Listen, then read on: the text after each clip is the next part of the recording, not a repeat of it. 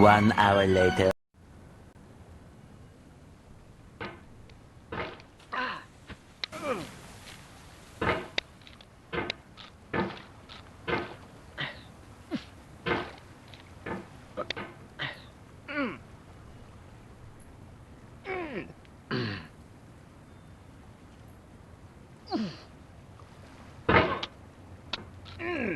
There's no feeling more intense than starting over. If you deleted your homework the day before it was due, as I have, or if you left your wallet at home and you have to go back after spending an hour in the commute. If you won some money at the casino and then put all your winnings on red but it came up black.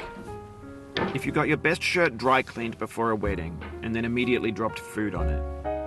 If you won an argument with a friend and then later discovered that they just returned to their original view. Starting over is harder than starting up.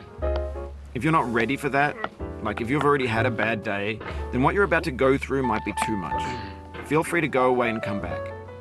I'll be here. Alright, thanks for coming with me on this trip. I'll understand if you have to take a break at any point. Just find a safe place to stop and quit the game. And don't worry, I'll save your progress, always, even your mistakes.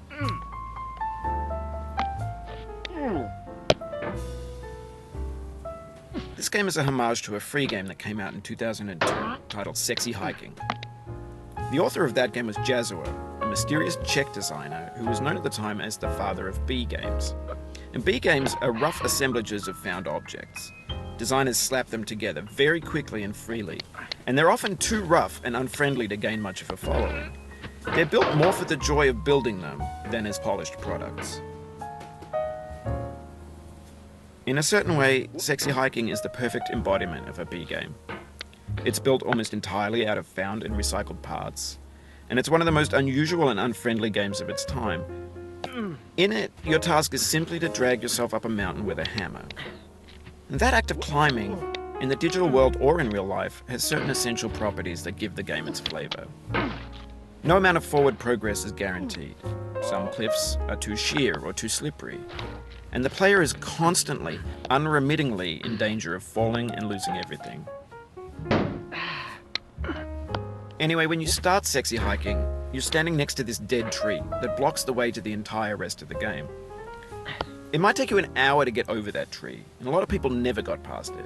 You prod and you poke at it, exploring the limits of your reach and your strength, trying to find a way up and over. And there's a sense of truth in that lack of compromise. Most obstacles in video game worlds are fake. You can be completely confident in your ability to get through them once you have the correct method or the correct equipment or just by spending enough time. In that sense, every pixelated obstacle in Sexy Hiking is real.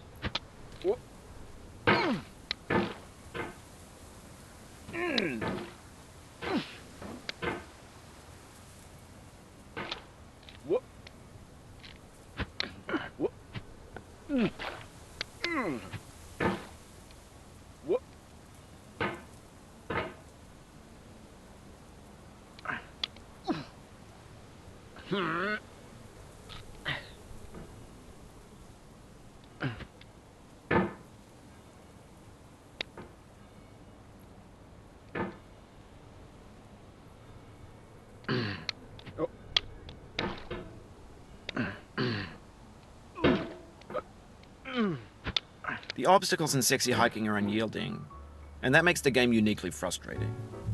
But I'm not sure Jazuo intended to make a frustrating game. The frustration is just essential to the act of climbing, and it's authentic to the process of building a game about climbing.